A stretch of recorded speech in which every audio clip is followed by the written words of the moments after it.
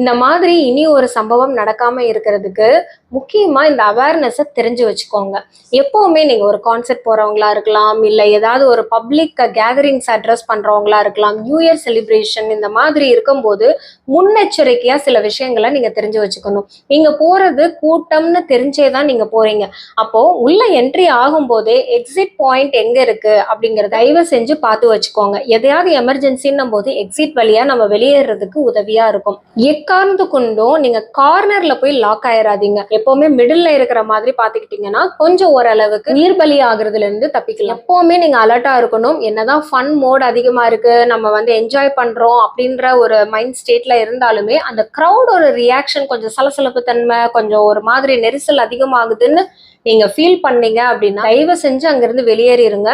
உங்களுக்கு fun and என்டர்டைன்மெண்ட்டை காட்டிலும் உங்க உயிர் ரொம்ப முக்கியம். சரி, இதையெல்லாம் தாண்டி ஒரு கூட்ட நெரிசல்ல நீங்க மாட்டிக்கிட்டீங்க, ஏதோ ஒரு எமர்ஜென்சி, ஒரு ஆக்சிடென்ட் ஆக போகுது அப்படின்ற மாதிரி நீங்க ஃபீல் பண்றீங்கன்னா நீங்க பதட்டம் மட்டும் படாதீங்க.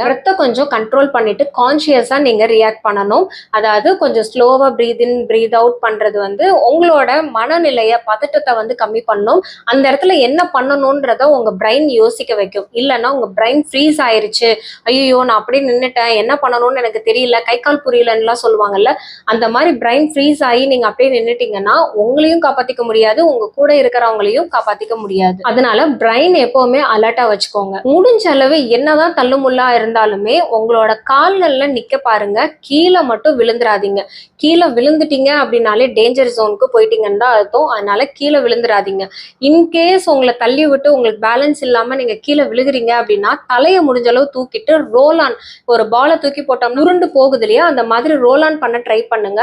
க்ரௌடுக்கு எகெயின்ஸ்டா நீங்க போகக்கூடாது, அந்த க்ரௌடை கண்ட்ரோல் பண்றன்றதெல்லாம் பண்ணக்கூடாது.